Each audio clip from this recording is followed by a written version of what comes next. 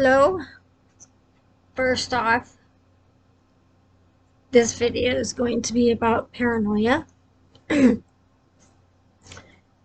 probably have talked about this before, but I don't remember, so it must have been a while ago. And anyway, it's been a while. I don't make as many videos because I'm still trying to figure out why I make videos. Um, because not many people watch them, and which makes me kind of sad. I'll be honest. Um, I have other things in my life that make me feel good, so I'm okay with saying something makes me feel sad. Um, but I'm not really trying to impress anyone, and so the question I'm asking myself is, who am I doing the videos for? Because I think that really um, might nail it down. Even when I want to stop, for some reason, I feel the need to pick up a microphone and start talking. So, um, and you guys are the only ones that really can understand, at least, if somebody's listened. I imagine they've listened because of my topic, my common topics. So I imagine that I am, like, imagine as in my head, there's people that I'm talking to. I just wish they could talk to me back. And that's why I had made the Discord. It's super simple, but right now, and that is just me. When I want to talk to myself about something. Um, so,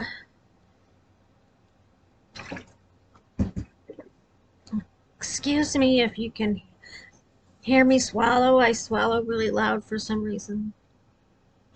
Also, I've been having other health problems that been I've been preoccupied with, and I'm going to the doctor Tuesday, and I think I'm gonna have my mom come because doctors are less likely to jerk you around if there's another knowledgeable person that is with you and knows how you are suffering and will speak up. I know when I went to the neurologist to find out about my shaky hands and stuff, she asked to come if it so um and that's helpful because of my memory as well. I don't remember things. um well, okay, so enough rambling, but at the end I am gonna show you my new hats, my new witch hats. Um so paranoia. I'm I used to spend a lot of time being paranoid, or having paranoid thoughts, I guess, I would say. Uh, ever it is normal for people to feel paranoid at times. Um, you're walking alone down the street and you think you hear footsteps and you stop and it's quiet and you keep walking and you hear a noise, and so you think you're being followed. So I mean, that's normal.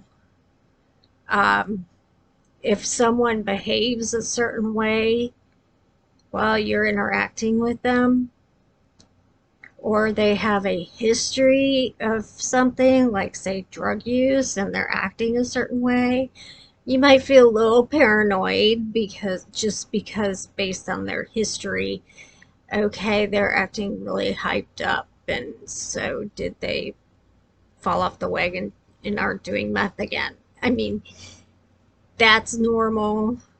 Um,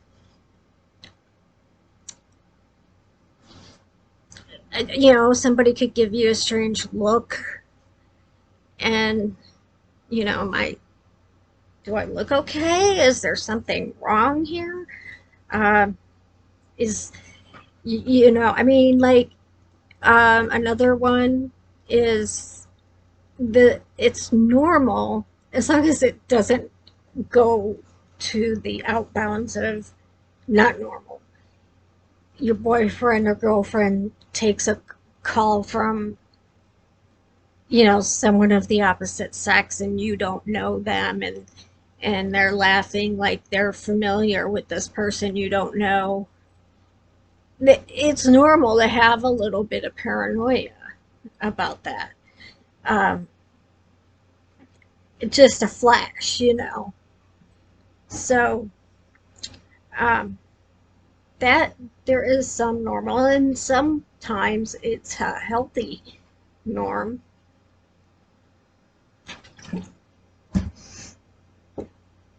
uh, and then let's see, I'll go with, let's see, depressive paranoia, or manic paranoia, or anxiety paranoia. Let's go with anxiety paranoia. Um, I We think these things, and I don't know that I so much as think these very words. It's more of a feeling, which paranoid, it's a feeling you get.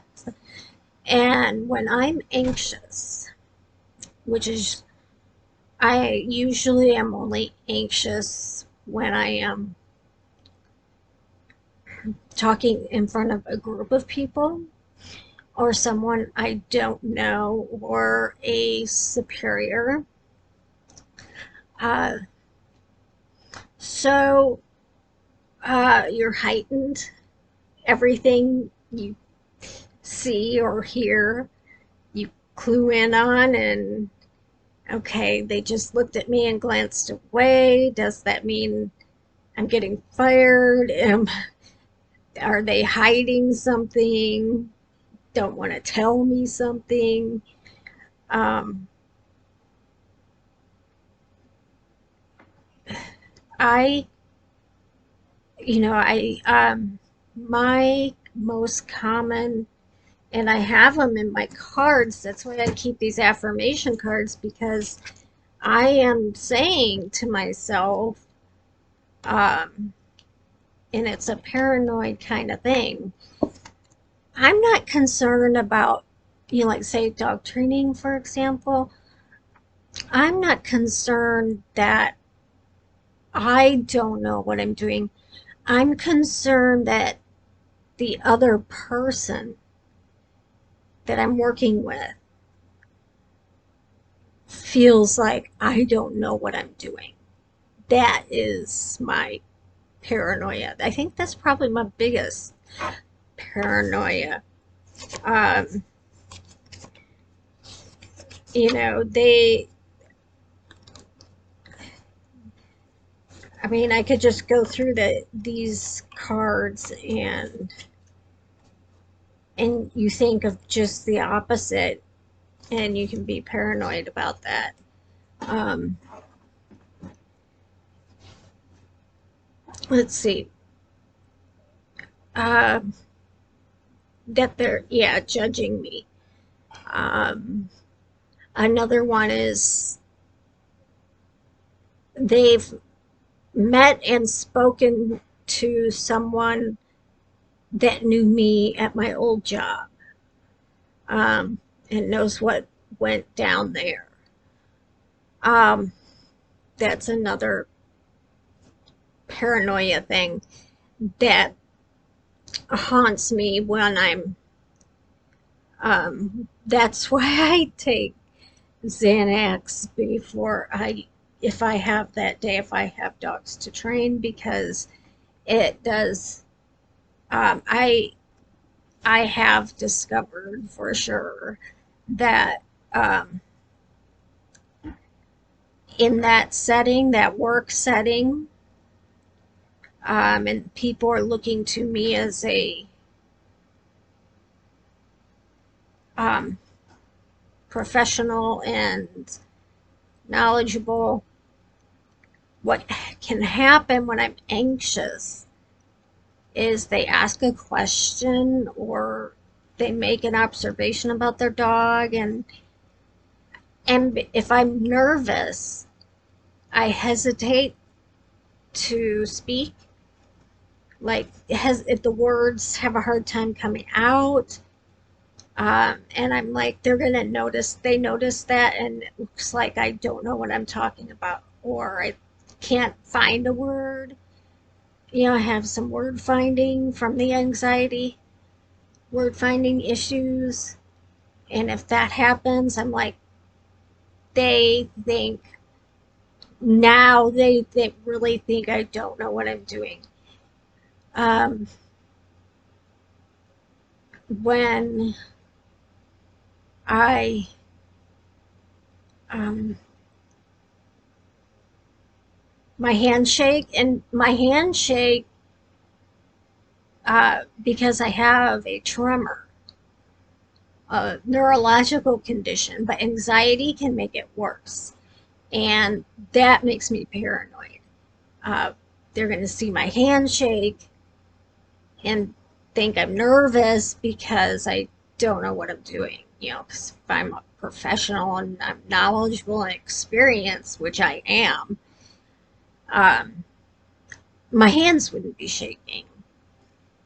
And I can't tell you how many times this has come up. When I ask for people for their address, they'll try to give me directions, and I'm like, okay, or then I get there and I'm like, um, maybe couple minutes late, and I'll say, well, my GPS took me down this road and it was really hilly and curvy, and so it took me longer than it should have. And people will ask, well, which way did you come? I am lacking. That got fried with the ECT. I just, I, it's just so hard to come up with a way of explaining to somebody that you don't have brain damage, that you do have some brain damage. I'm like, this has no effect on me and dogs and training, but I don't do directions. I can't look at a map. It's got to be the GPS. So those things, the anxiety, um, when I take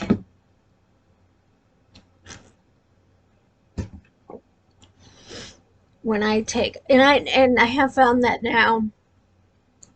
Oh, hold on, I'm getting out of order. I went ahead and tested this and purposely did not take any. Um, and I was a mess. I was all over the place. I stammered and I stuttered and I flushed and I perspired and couldn't wait to get away. Oh, it was awful. But I have discovered lately that I really don't need a whole tablet. Just a half a tablet will fix that. Um, and uh, and yeah, even when I take a whole tablet, it's not something that affects my. It's not enough to affect my. You wouldn't know. So, um, but since I've been taking the CBD, I don't need Xanax as much as I used to. Social situations outside of dog training, I don't need Xanax at all. So, um, the and so what's interesting is when I take it, um, I don't have those paranoid thoughts. They don't pop into my head at all. I they just aren't a factor. I'm just there and we're doing what we're doing and getting things done and answers come quickly. I have all the right words. Um, it it's interesting, uh, but that's the nature of social anxiety. Um, so what it would be not very helpful for me to talk about my anxiety, paranoid anxiety, if I didn't talk about what I did to help relieve it. And regardless of what the activity is, I make sure everything's ready. What I'm going to wear, um, get it all together. What I'm going to wear, double check my alarm. Um, make sure I have plenty of time when I leave. If I need to have someone come with me, if I have someone available. Um, if it's somewhere I've never been before and it's like in the city or something like that, I look up Google Earth. That's always helpful. I Google and Google Earth and Facebook my clients just so I can get so I know what approach I'm going to be taking. And if they live more rural, they're more likely to have a farm dog. So I'm getting off track. Um, so, but I make sure I am prepared. I get up in time, shower,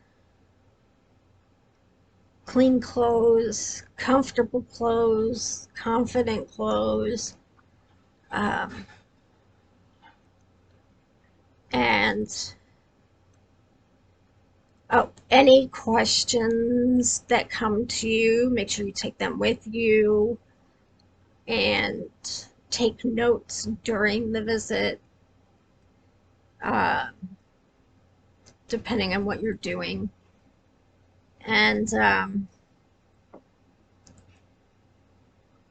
And if you do take something for anxiety, take it about an hour before. So that's how along with my cards, my affirmation cards, which are in videos before this one, um, uh, they help prepare me to remind me that I am competent, I am knowledgeable, I am. Sometimes I'm paranoid that I'm selfish, that I'm not giving as much to the world as I should. Um,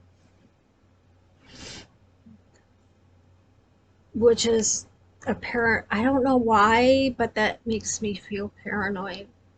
Like I don't know. Anyway, let's move on to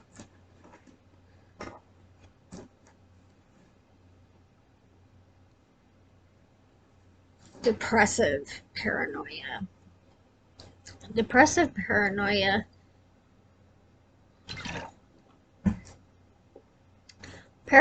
can actually be a psychotic symptom. I One time I was super depressed for a very long time, and I was in the hospital, and a nurse was asking me why I was upset because I was crying. And like I said, it's just like horrible things are always with me. And I'm like that black cloud that is always over me. And at first she thought I meant a figurative black cloud, but I meant literally. I believed that there was this mass of darkness that followed me around and I couldn't get away from it. Um, I could try, but it would always keep up with me and make bad things happen. Um, Now, when I say I've been depressed for a long time, I mean months and months of clinical bipolar depression. Um, I I don't feel anxiety when I'm depressed because I'm just too weighed down. But I am paranoid about people wanting me around. Things such as I'm a burden and you'd be better off without me, weighing you down and and interpreting things they say or do as meaning that, and it reinforcing it in me after I've already been deluded thinking. See, they said that. See, they did that. You're right. They don't want you around. You are a burden. Um, that's the kind of paranoia I deal with when I'm depressed. Um, Also, when I'm depressed, I think about heaven and hell. I'm going to go to hell. I'm paranoid about that. I can't imagine that I have done anything any worse than anybody, but when I'm depressed, only the bad things come to mind that I've done, because we have all done good and bad, um, not always on purpose. Um, so paranoia, what is paranoia? Paranoia is scrunched down, believing something negative or bad as to be true when it is not. It is not paranoia if you actually did do that thing, or people are talking about you. People talk, and they like to talk about other people. And there is a section of the population that really, really get off on finding someone in their life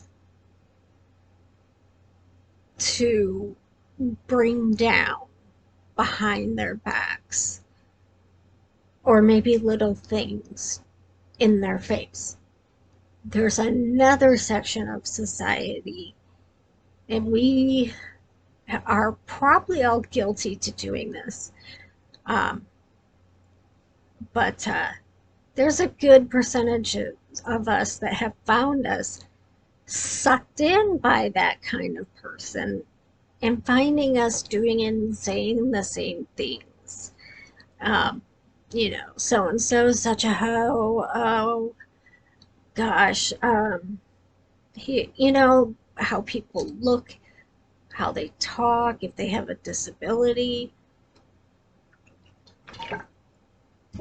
There's always so it is true. You're not paranoid.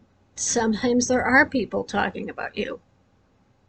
When I had horrible things going on at the animal shelter where I worked, I knew people were talking about me. It was quite obvious because they were stupid and didn't think I could tell. So anyway, it didn't bother me. Uh, it was stressful, but it didn't bother me personally. Uh, so that's kind of paranoia. And what is not paranoia?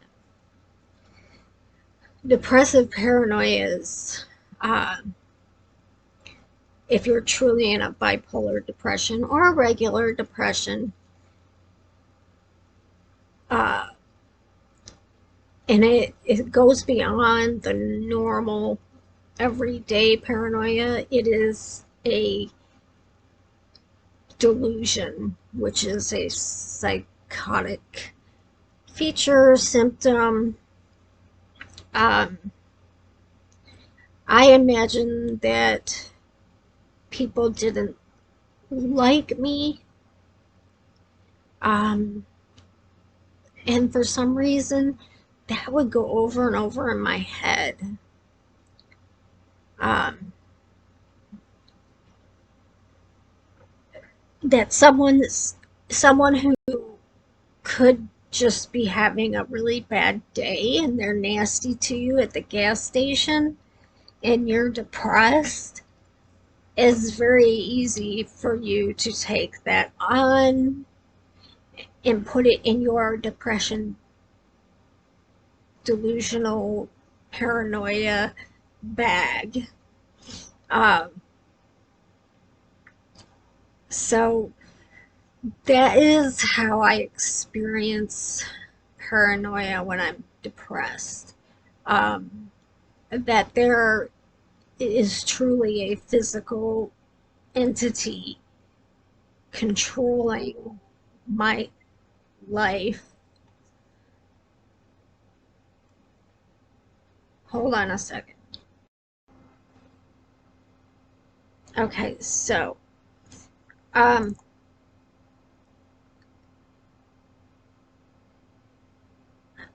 sorry, I had to pause and now actual physical entity that is causing all these horrible things that happen in my life. You completely negate, get rid of, don't recognize, don't even acknowledge the positive things that have happened. It's just the negative. And it kind of sets you up for paranoia left and right. Um, that person has, this is one that I do. And anybody who messages me or something, remember I'm talking about a symptom of an illness, not me as a person, logical person. But this used to be bad when I first was on Facebook many years ago. If people don't respond or didn't respond, and I was depressed to a message or something right away, I would automatically start thinking, and it's like, negative. They don't want to talk to me. They hate me. They want me to go away. They don't want me to bother them. Yeah, they friended me, but that doesn't mean anything. And um, I used to have that kind of situation happen in my brain a lot. Now that I'm all grown up, 50 years old, um, now that I'm all grown up, I understand that, because it's how I do it too. Busy, work, family, kids, chronic illness. Um, there can just be a whole lot of things that, or they could have just missed it and not seen it, or just don't answer anybody. And I now know that. But for a good long time, I didn't. And it made me paranoid. Every site, app that involved messaging, it would drive me insane.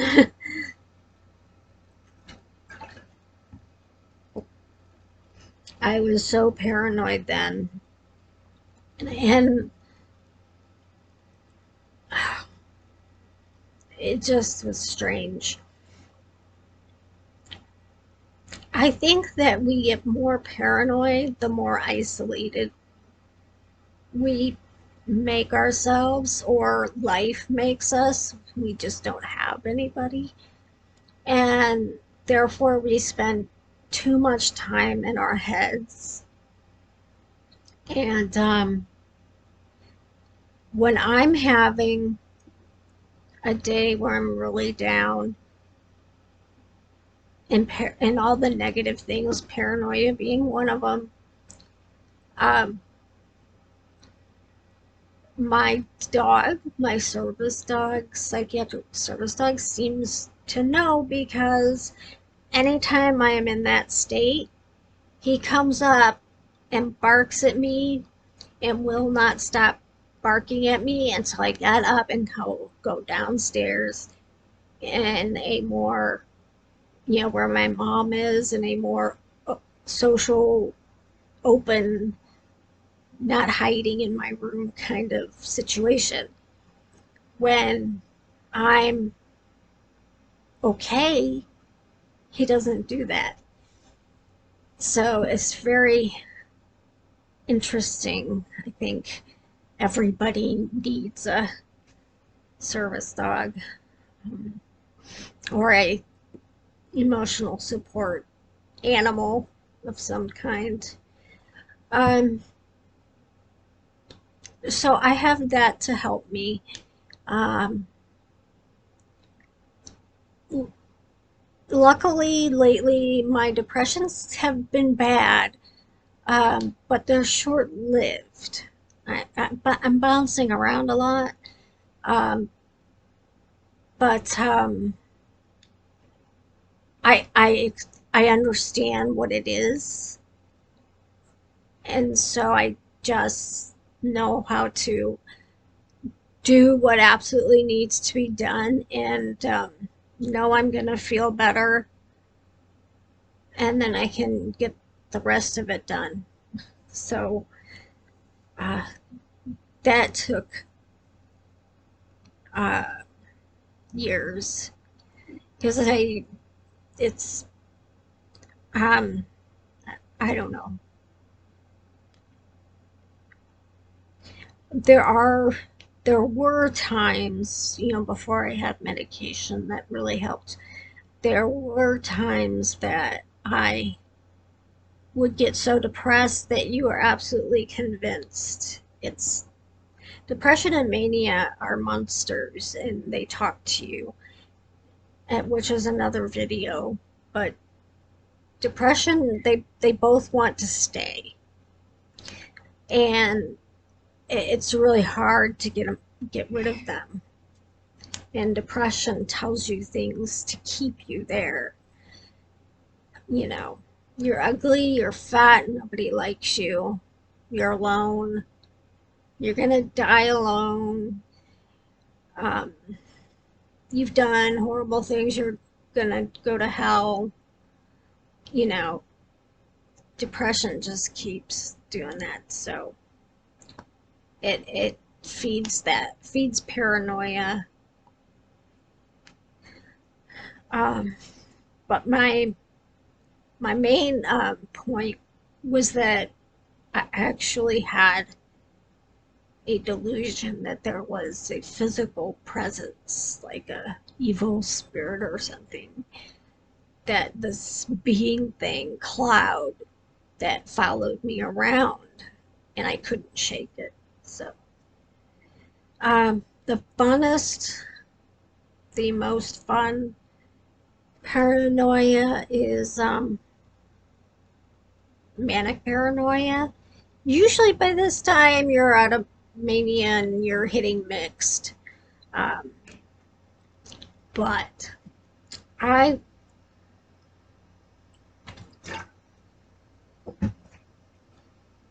this is when um, I have had episodes of it's really bizarre and hard to describe. I was hearing a conversation that was taking place in a room next to the one I was in. Um, and I could hear it. I wanted to hear it more clearly. So I got a glass and I was putting the glass up to the wall. I was putting my head up to the wall, my ear. And I didn't hear words. I just remember seeing images. Um, and it was the middle of the night. I probably hadn't slept for a few days. And that was kind of, and it was paranoid related. Um, Another during the same period, it is like this, I kept hearing a radio. It was like it was talk radio, but I couldn't make out the words. And wherever I went in the house, I could hear it. And I was looking and looking for this radio so I could turn it off. And I just couldn't find it. And to this day, every once in a while, I'll hear that radio, but now I know what it is. It's a psychotic feature, and if luckily the conversation I was hearing but really seeing in my head, um, if I hadn't gone to the hospital, it could have bled over into the voices were talking about me. In this case, the voices that I was hearing were, um, it had to do with other people. And then this random radio thing. Um, Also, um, I'd see stuff out of the corner of my eye. Like, did you just see that? No, there was something white, like a white cat just ran by. Um, that would happen, and that's kind of paranoid. And luckily, it wasn't a monster, and just was a cat or a rabbit. I couldn't quite decide. Um, but there is the paranoia that people are going to find out that you have, because there is a line. There is a line between um, having bipolar disorder and having bipolar disorder with psychotic features. Nobody wants to go, I mean, by, if you really want to be honest, anytime you're outside of your normal mood state, you're in some sort of delusion. That's the nature of bipolar disorder. But when you start getting hallucinations or serious delusions, okay, so here's how it went. This one time, I, oh my God, it was so weird. Okay, let me just break it down to the very bottom because it's a long delusion hallucination. Because it lasted days. I was up for days. Anyway, I couldn't say anything to my family about what had happened to me in the past, which is something that never ever happened, because the doctors that were studying me when I was that age told them to deny all of it if I asked. So my delusion wanted to stay so real, my paranoid delusion, that if I did ask somebody, did this and this happen, and they said no, it would only reaffirm the delusion. They were told to deny it. So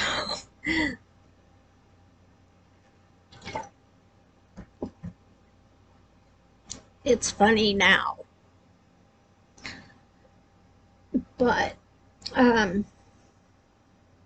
I had a paranoia that people were trying to keep me and somebody else apart.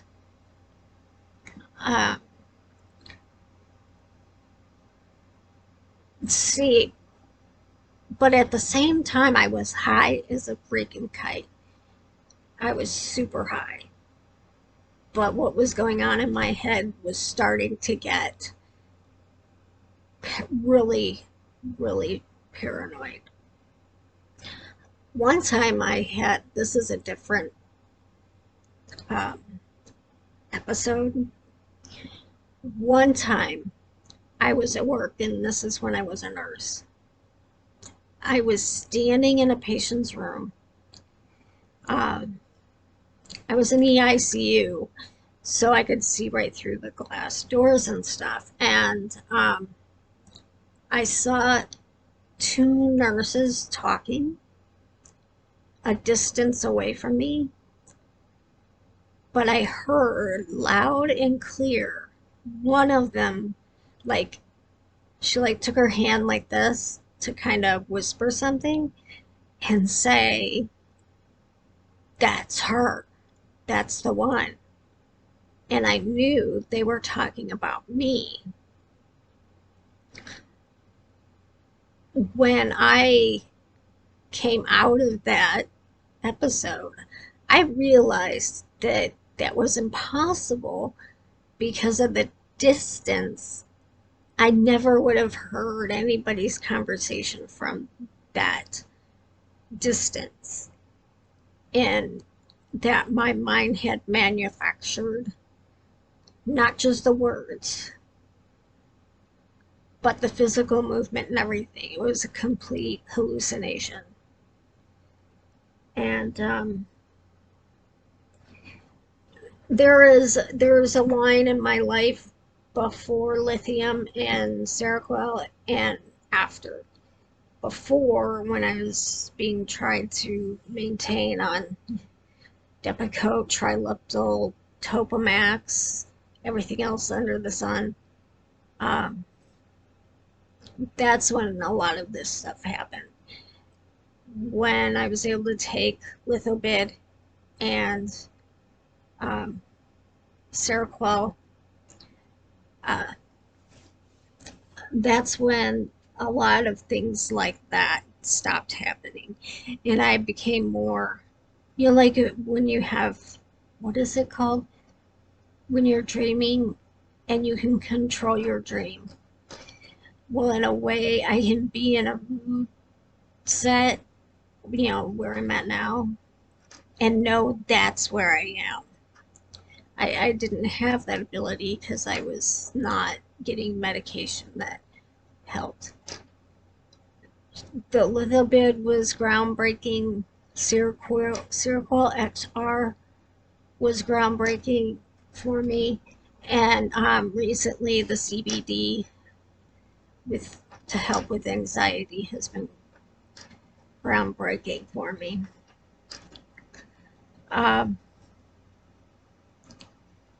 So those are examples that in my life that I've had with paranoia. There's probably a lot more. It's just a feeling, such a horrible feeling, sensation to that flash of, when it happens. I get all sweaty and my heart drops, my stomach drops.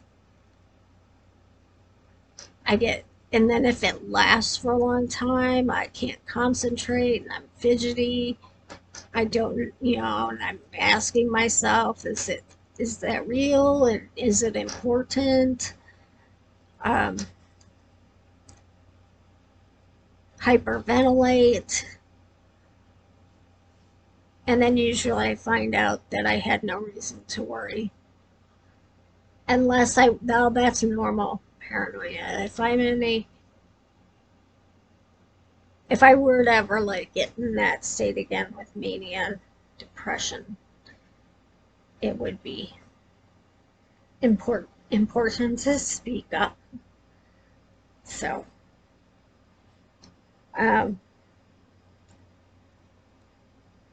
what can you do if you're still able to?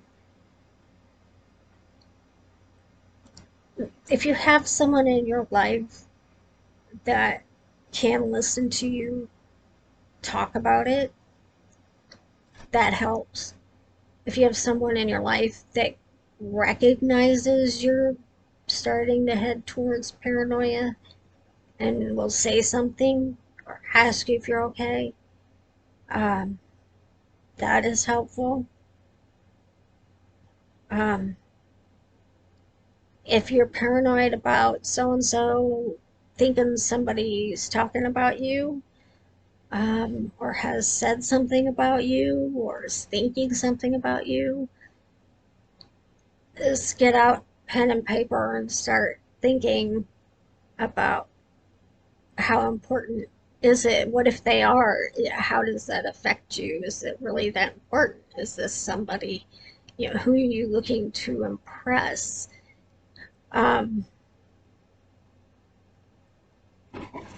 Because a lot of people who are like that make other people paranoid or not worth your time.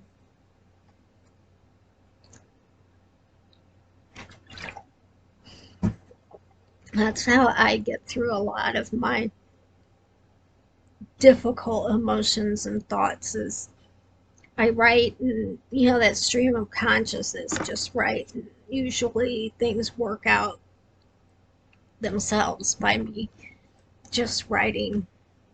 You can just throw it away, burn it, whatever, when you're done. But it's usually cathartic. I find it usually more helpful to do that alone than with somebody. But I do like to know what other people do if they have similar events or what they do when things like that happen. But